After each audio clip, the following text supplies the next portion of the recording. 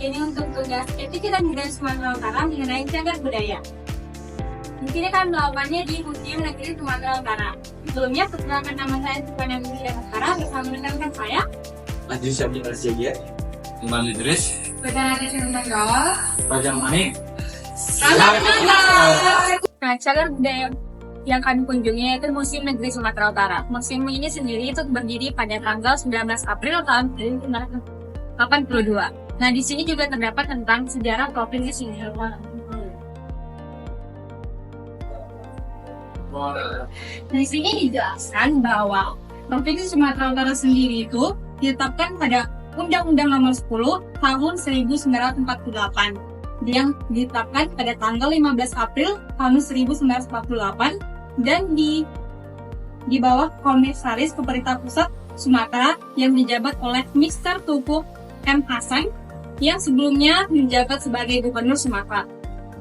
Nah, untuk selanjutnya di sini itu ada sejarah Museum Negeri Sumatera sendiri. Nah, museum ini tuh resmi berdiri pada tanggal 19 April tahun 1982. Nah, dan ditetapkan oleh Menteri Pendidikan dan Kebudayaan Dr. Dut Yusuf. Namun untuk peletakan koleksi pertamanya itu ditetapkan oleh Presiden pertama kita yaitu Insinyur Soekarno pada tahun 1954. Nah, untuk koleksi pertamanya itu Makara. Ini merupakan gambarannya dan untuk bentukannya mari kita lihat. Nah, Makara sendiri itu terdapat sepasang. Nah, ini merupakan salah satunya. Dapat kita lihat bahwa bentukan makaranya itu sudah agak sedikit rusak, namun masih terlihat bentukannya.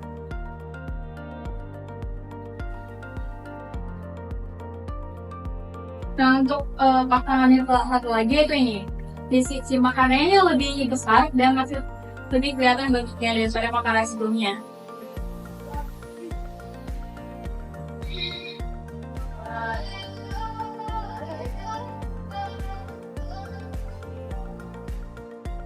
Nah, Museum Negeri Sumatera sendiri itu memiliki filosofi. Ini merupakan filosofinya. Museum mengelola bukti material hasil budaya dan material alam dan lingkungannya yang isinya nilai penting bagi ilmu pengetahuan, pendidikan, agama, kebudayaan, teknologi, dan pariwisata untuk dikomunikasikan dan dipamerkan kepada masyarakat umum. Dan untuk selanjutnya kita akan mengekspor beberapa monumen-monumen peninggalan Sumatera Utara.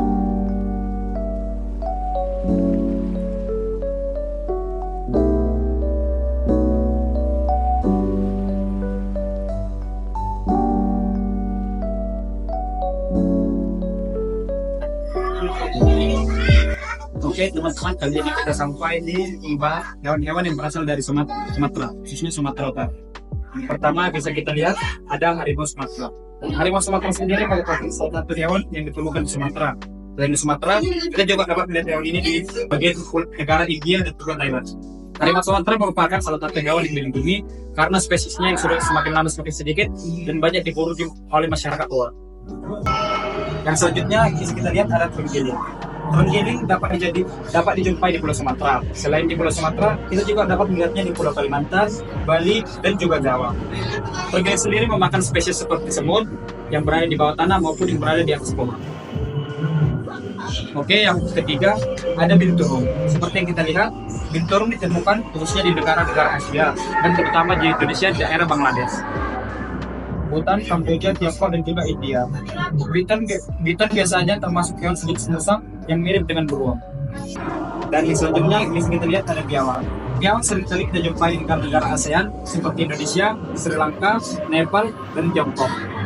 Biawak biasanya berukuran 2 meter ataupun lebih dan memiliki ekor seperti cacing. Baik, yang selanjutnya bisa kita lihat ada ular sawah. Ular sawah atau sering juga disebut sebagai ular sanca banyak tersebar di seluruh Indonesia. Biasanya ular sanca ini atau ular sawah berukuran 12 meter. Persebarannya cukup besar di Indonesia, banyak untuk mereka hidup secara primer di daerah-daerah pekarangan sawah. Baik, yang selanjutnya ada beruang madu. Beruang madu adalah beruang kecil dibanding dengan beruang-beruang lainnya. Beruang ini banyak kita jumpai kalau di Indonesia di bagian Pulau Sumatera dan di negara lain seperti Tiongkok. Berbeda dengan beruang-beruang pada umumnya, beruang madu ini tidak memiliki pasar di internasional. Dan di sini kita dapat melihat ada bagian dari fosil gajah Sumatera. Sebenarnya sepanjang yang kita juga tahu ada dapat dua spesies gajah, yaitu gajah Afrika dan gajah Asia. Gajah Sumatera termasuk ke dalam bagian spesies gajah Asia. Gajah Asia banyak ditemui di daerah pinggir India, kawasan Asia Tenggara termasuk Indonesia dan di negara Eropa. Populasinya semakin menurun yang penyebab utamanya adalah perburuan dan pengusahaan habitat. Ini adalah contoh fosil.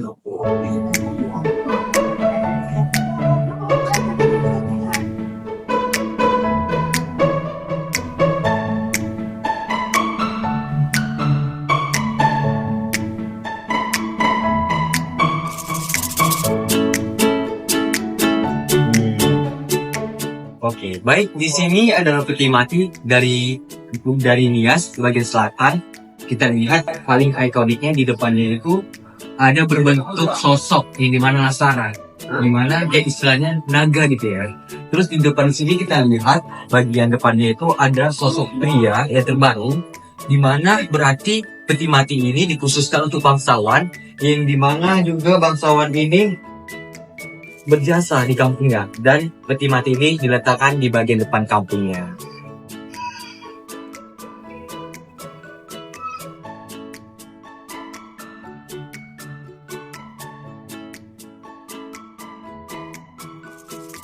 Oh, berarti materialnya bukan hanya kayu, tetapi batu. Oke guys, di sini kami berada di mana Osa-Osa. Osa-Osa ini adalah tempat duduk, di mana berasal dari Nias Selatan. Osa-Osa ini nggak seperti peti mati pada umumnya, di mana hampir sama ya. Di sini kita lihat bagian depannya ada sosok Lasara seperti biasanya. Tapi Osa-Osa ini ada dua jenis. Osa-Osa yang kita lihat ini hanya berkepala satu, yang berarti hanya tempat duduk bagian raja saja, raja ataupun pengantin laki-laki. Kalau berkepala tiga, itu artinya pengantin perempuan atau istri raja-raja saja. Dan juga materialnya bukan hanya kayu, tetapi batu juga.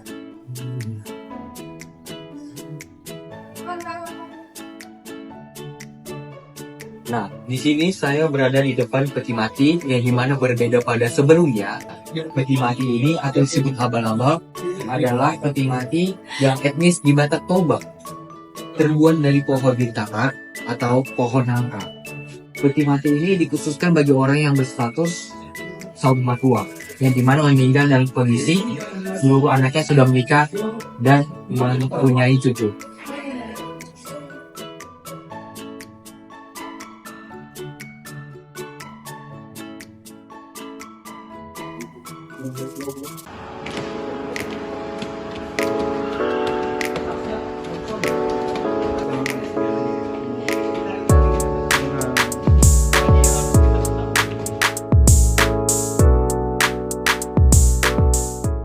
Oke, kan teman-teman, di sini ada rumah adat tradisional dari Angola, Mandailing, atau yang disebut dengan Bakas Godang. Bakas Godang atau rumah besar adalah rumah tradisional yang berenang segi empat. Dengan 4 hubungan tutup ari, rumah ini berkolong namun ditutup dengan dinding kayu. Denahnya segi empat dengan atap yang terbuat dari ijuk, meski sekarang sudah diganti dengan seng. Bakas Godang biasanya dihuni para raja beserta keluarganya. Nah, di sini terdapat 2 jenis topeng, yaitu topeng dari Nias dan juga topeng dari Batak Toba. Nah, biasanya topeng bagi Batak itu digunakan untuk upacara sakral seperti upacara kematian dan juga upacara pemanggilan hujan. Namun, karena seiring berjalannya waktu, topeng digunakan pada kehidupan hiburan seperti seni tari, seni musik, dan juga seni drama. Namun, di balik itu juga masyarakat tradisional Sumatera Utara menggunakannya sebagai sarana seni pertunjukan. Seperti kita bisa lihat dari tari gundala-gundala dari Karo, tari makuda-kuda dari Simalungun, tari makuda-kuda dari Papua dan Toba.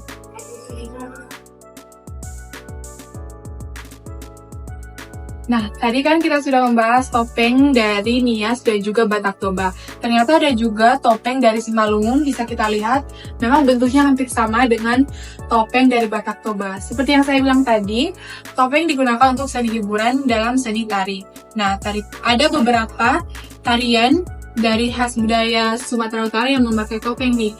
Namanya yang pertama itu tari Makuda Hudai dan Simalungun yang dimainkan oleh 3 orang pemain laki-laki, atau laki-laki tersebut memakai topeng yang disebut dengan topeng dalahi, dan juga memakai baju kombinasi atau polang-polang dari warnanya tuh merah, putih, hitam, bisa dilihat. Dan juga yang kedua tari gundala-gundala dari Karo. Para pemain ini terdiri dari 5 orang. Di sini tidak ada gambarannya, mungkin hanya untuk Simalungun saja. Biasanya tari gundala-gundala berisi memakai panglima yang menggunakan jubah warna merah. Kalau permaisuri menggunakan jubah warna putih. Mungkin sekian saja untuk bagian topeng dan juga seni tarian. Oke teman-teman, di sini ada Gondang 9. Gondang 9 adalah alat musik tradisional dari Batak Toba dan Batak Mandailing. Arti dari Gondang 9 adalah gendang yang memiliki 9 buah gendang. Tapi Gondang 9 tidak hanya memiliki 9 buah, masih ada instrumen-instrumen tambahan seperti gong, simbal, dan seruling. Gondang 9 dipergunakan sebagai untuk ritual memanggil roh nenek moyang sebagai untuk keselamat, kesejahteraan, dan keamanan. Untuk lebih spesifiknya, mari kita lihat. Di sini ada yang kecil sampai yang terbesar. Ininya terbuat dari kulit hewan dan perawatan serta kayu jati.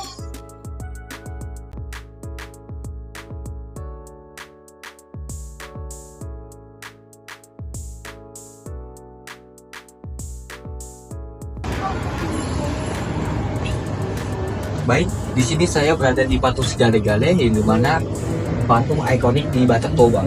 Di sini kita lihat bahwasanya patung ini dihiasi oleh busana dan juga ada di dalam tubuhnya semacam tali agar bisa dia menari layaknya manusia. Dia diciptakan sedemikian dan sedetail mungkin seperti jarinya agar bisa menari tanpa kaku.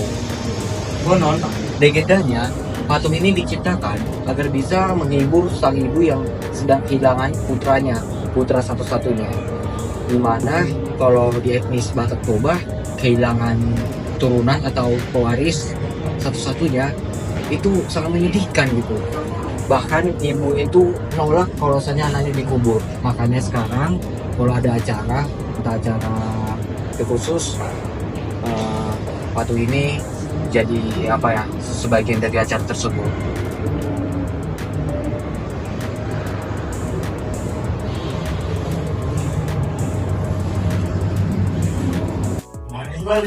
Nah, di sini tekstil dari negeri Sumatera itu merupakan kain ulos. Kain ulos sendiri itu merupakan kain tradisional yang berasal dari Sumatera Utara, dan pembuatannya itu dengan cara ditenun. Nah, di sini ada ornamen sebagai contoh bagaimana orang dulu itu menenun kain-kain ulos. Nah, di sini ada contoh-contoh kain-kain ulosnya nih. Ada sadung atau abit godang. Ini yang ulos yang paling sering kita jumpai. Sampai sekarang juga masih ada. Dan di sini juga ada proses penenunan untuk songket batu bara. Nah, ini untuk model dari ulosnya. Di sini juga ada beberapa contoh-contoh ulos lain nih. Ada ulos Kirara, ada ulos Bintang Maratur, ada ulos Sibolang, ada ulos Tagipako, dan ada ulos Kali Mangiring. Nah, untuk di sebelah sini juga ada beberapa contoh-contoh ulos nih. Dapat dilihat di sini ada, ini tuh songket ya, bukan ulos. Di sini ada songket merah tua, ada songket hijau, ada selendang hijau, Nah, di sini ada tenun Berinias nih. Sudah lama sekali ya bisa dilihat tenunannya. Untuk kainnya ada juga lagona, kain lagona. Nah, di sini ada uis julu jukit. Tuh bentukannya. Ada uis beku bulu. Ada uis jungjung jungjunge. Ada hiu ragi panai. Ada hiu suri-suri tapak satur. Ada hiu ban-ban. Ini tuh dari Simalungun. Ada oles polang-polang dan ada oles gubat.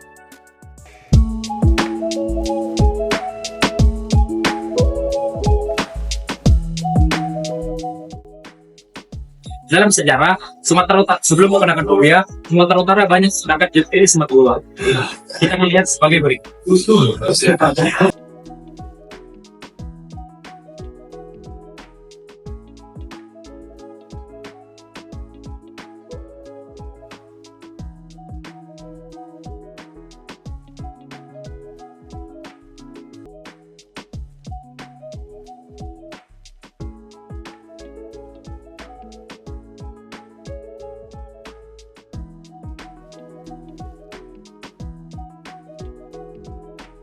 Nah, ini dapat dilihat sebuah sinteles. Nah, sinteles itu merupakan alat komunikasi zaman dulu, yaitu era tahun 50-an sampai 60-an. Nah, ini digunakan pada perusahaan tes, abri, dan lain-lainnya. Di sini kalian bisa lihat SIM-nya dan juga telegramnya. Saya lihat dari contoh surat-surat telegram. Bagian dari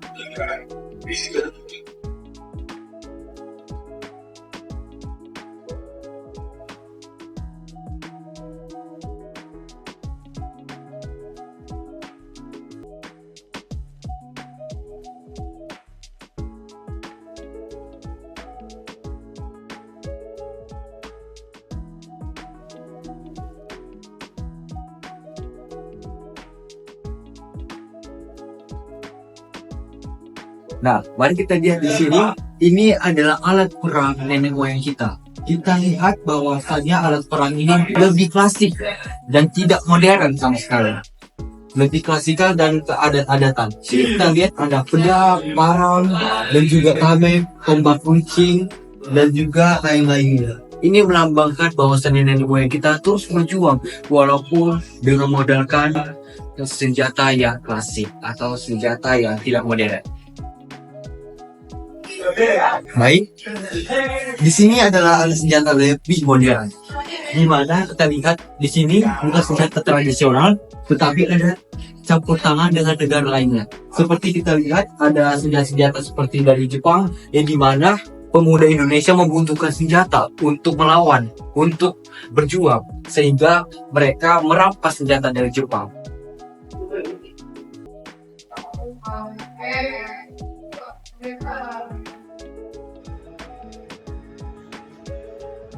Nah, di sini ada contoh obat-obatan yang dipakai orang dahulu pada saat zaman peperangan, baik itu untuk menyembuhkan luka ataupun penyakit.